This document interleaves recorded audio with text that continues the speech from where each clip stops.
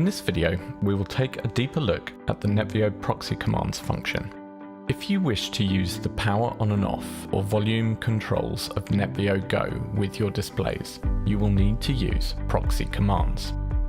Proxy Commands are common display controls such as power on and off, volume up, down and mute. The use of Proxy Commands enables a single API call to be used for each zone for power on, off, volume up and down, whilst differing the command that is sent to each TX and RX based on the manufacturer in use. The default settings utilize CEC for control and utilize address 40 in the CEC hex data, which is a broadcast command supported widely across many brands. However, it is only recently that HDMI have adopted a true standard for CEC Control. If your panel was made prior to 2018, it can be quite difficult to find the CEC address that is in use on your display. For assistance with this, I can highly recommend a website called CEC-O-Matic, which will help you find different addresses that can be used. I tend to find that starting at 10.0D, 10.36, and then working up to different numbers such as 20, 30, 40, 50, you will find eventually a command that works. You can test each individual command after changing it by pressing the test command arrow here, and you can restore the default command here. All panels successfully work with power on and off control. However, there are many panels that do not accept volume up, down and mute commands without a CEC negotiation from the device. So I'd highly recommend that you focus on testing power on and off prior to trying to make volume up and down work with your display. Another tip with CEC Control: many displays do not have CEC enabled by default. You will need to go into the settings within your display to enable CEC. Manufacturers do not tend to label their command to turn on CEC as CEC enable. It will be branded. Sony, for example, use Bravia Link, LG Simple Link, and so on and so forth. So please check with the manufacturer of your display what the CEC setting is labeled as in the menu. Finally, it is possible that many displays do not correctly boot with CEC enabled after initially being connected to new devices.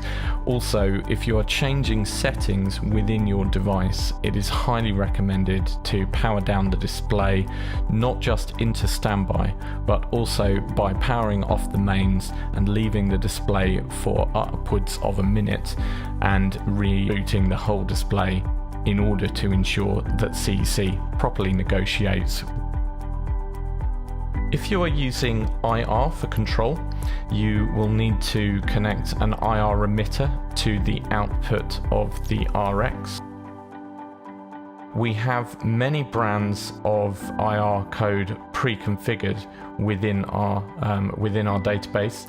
Simply enable use predefined IR codes and select your manufacturer from the list. If you do not see your manufacturer in the list, simply select IR from the drop-down list next to the command type and paste your IR code as pronto hex into the hex data, and you can then test the IR command.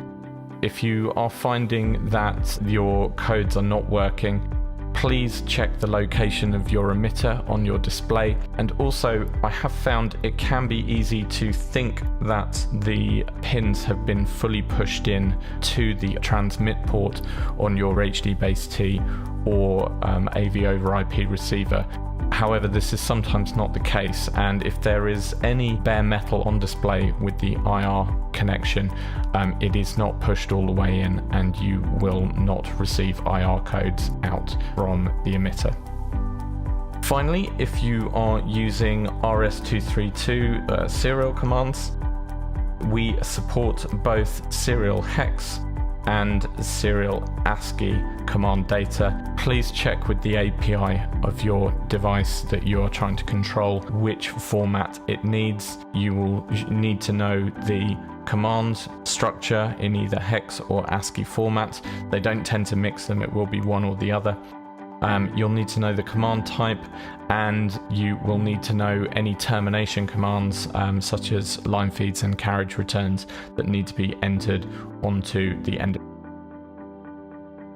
Any hex data is entered as double characters with a space in between each character. No need for any termination characters after each command such as /x.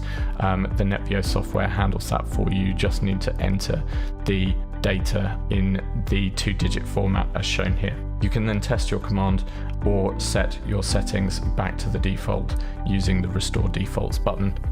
And if you wish to change all simultaneously, simply press the Restore Defaults and it will affect all. One last note on using RS-232 proxy commands.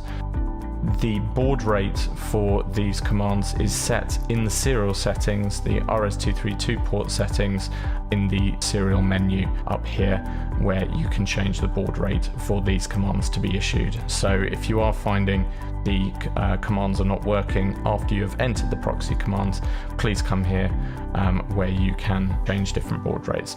This will be reported again in the API from your manufacturer.